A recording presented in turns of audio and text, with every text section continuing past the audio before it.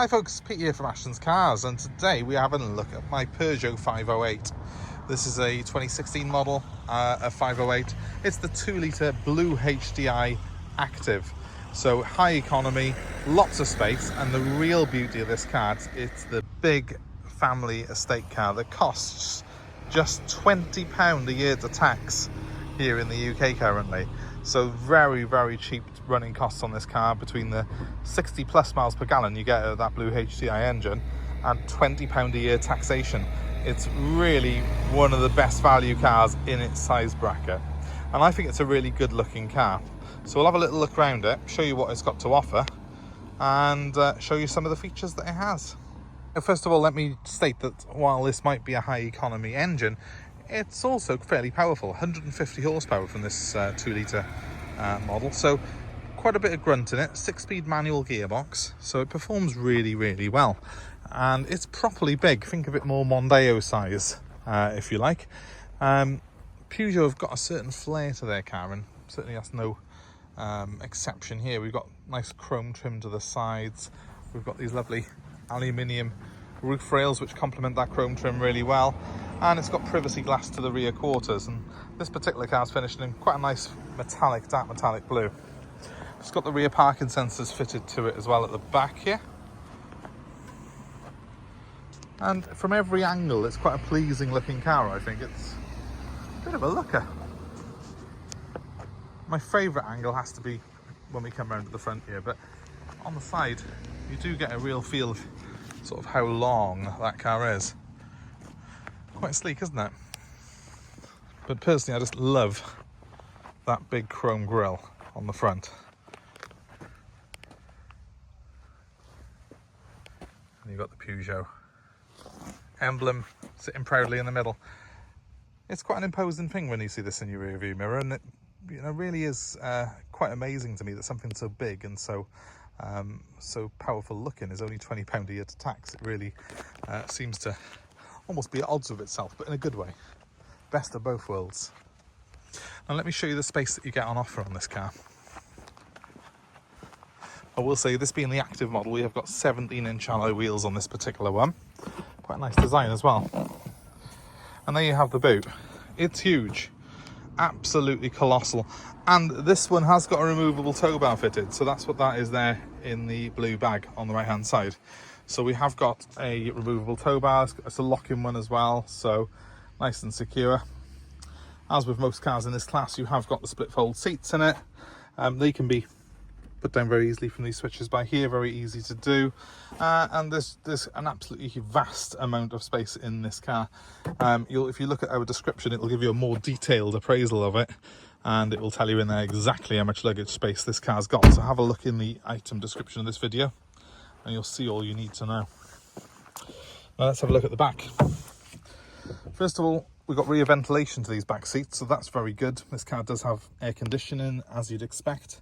It blows ice cold, and we've also got ISOFIX points on the two outer seats on this row, so that makes it very, very practical for family use. Pull down armrest in the middle there with some cup holders in it.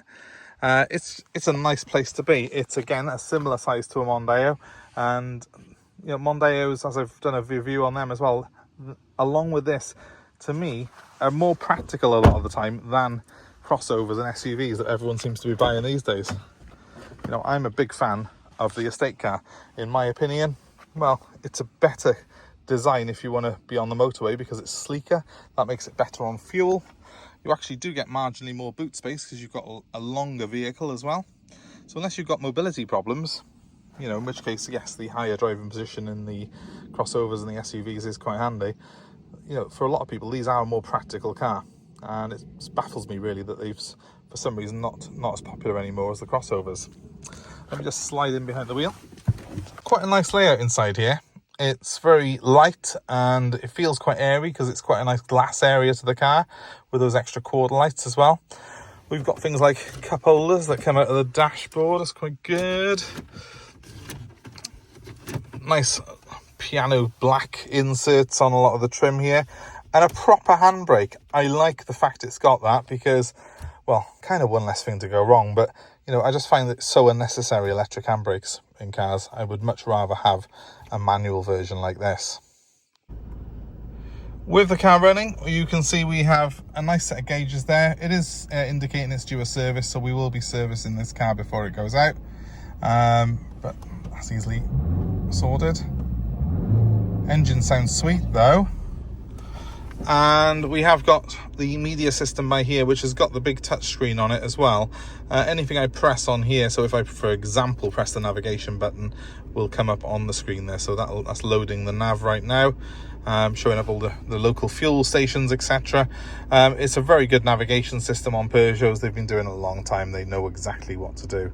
But what I really like on this car, and what I don't see in a lot of cars in this class, is I have not only got separate temperature controls for passenger and driver, but I can actually control where the airflow goes. So I can have the passenger onto the face and the driver onto the screen, for example. So that's a really handy thing that you just don't tend to see. If you are just driving it solo, you can press the mono button at any time and it will duplicate on the passenger side what you've got on the driver's, and you can then control everything from the driver's control.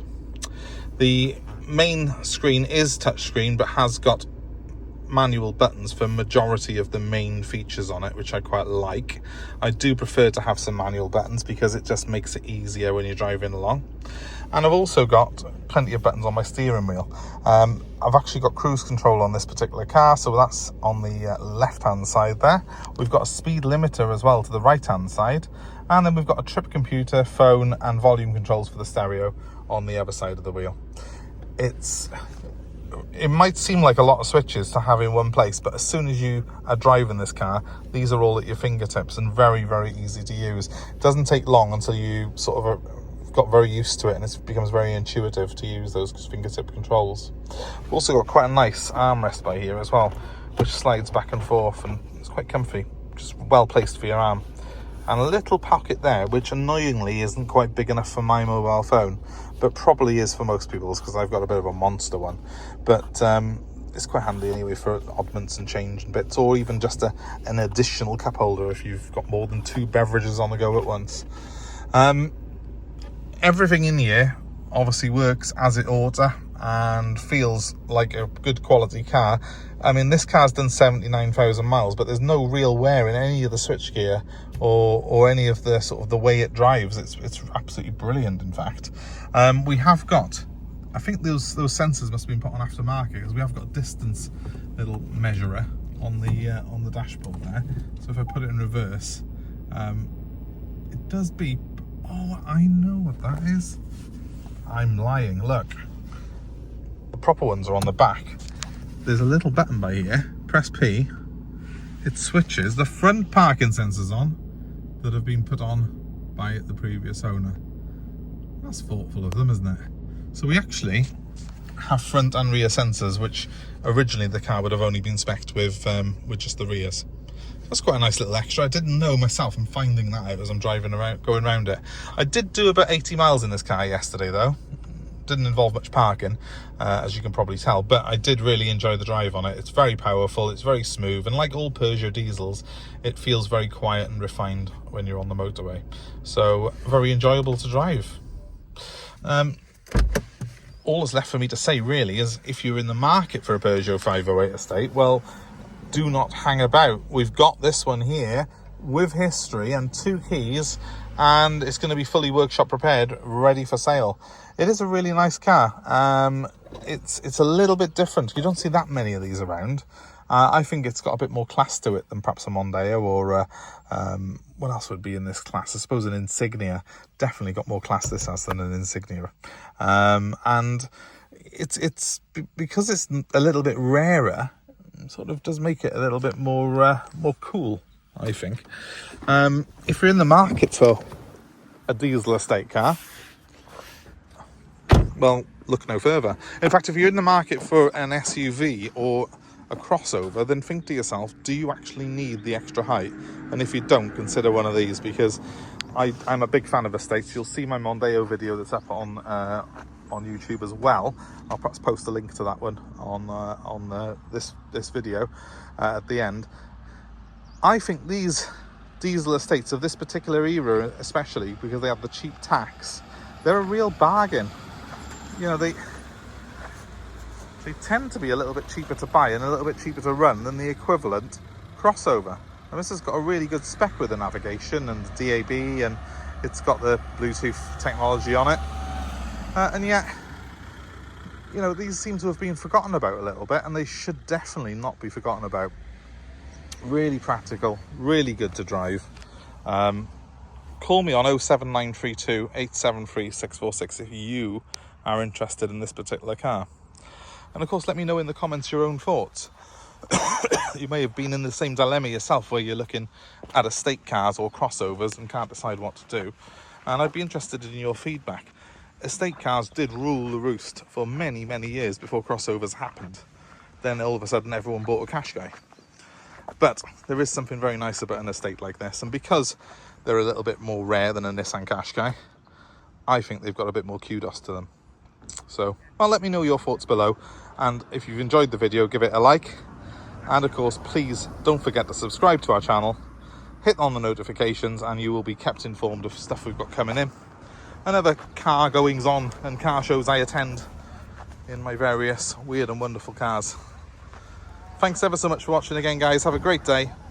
Bye for now.